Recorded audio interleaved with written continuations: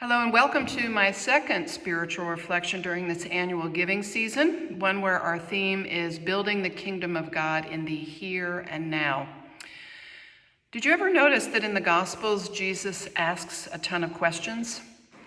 In every situation, he's asking questions.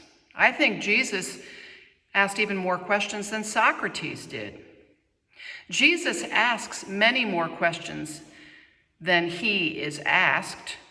In the four Gospels, do you know that Jesus asked 307 questions? By contrast, he's asked only 183 questions. Jesus asks different kinds of questions, and some to different ends. Some seem simple and straightforward. What are you talking about as you go along? He asked. Other questions are rhetorical, meant to hang in the air.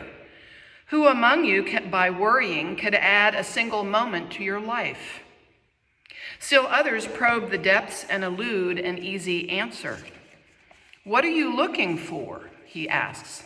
And even others are a direct challenge to the listener. Where is your faith? By my estimate, 3 of the 307 questions Jesus asks relate to the kingdom of God. In the 4th chapter of Mark's gospel, considered by biblical scholars as the first gospel written, Jesus asks, "With what can we compare the kingdom of God? To what parable will we use for it?" He then goes on to tell the parable of the mustard seed. The mustard seed, Jesus explains, is the smallest of seed when sown, but when it grows, it becomes one of the largest and greatest of all shrubs. And in the 13th chapter of Luke, Jesus is teaching in the synagogue when he asks, "What is the kingdom of God like?" And a few verses later, "To what should I compare the kingdom of God?" Here, he says it is like yeast used to leaven dough. In both of these comparisons, Jesus is trying to tell us that the kingdom of God starts small. I think he does that so that we can all have a piece of the action.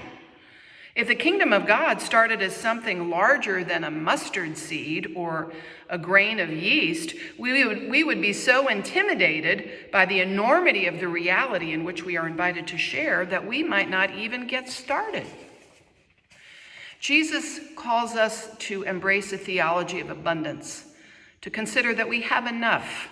We have enough to share, enough to get started. What you have may seem small, but God can work through all things, small things, if we have the faith to offer them. God can work through a small church like Leeds and accomplish great things. God has done so for more than 250 years. You might even discover in the end that you not only have enough, you have more than enough. It was a feast you were carrying in your pocket or your handbag all along. So as you prepare to prayerfully consider the amount you will pledge to support God's mission and ministry here at Leeds in 2022, I invite you to consider that you have enough. Enough to share, enough to get started, right here and now.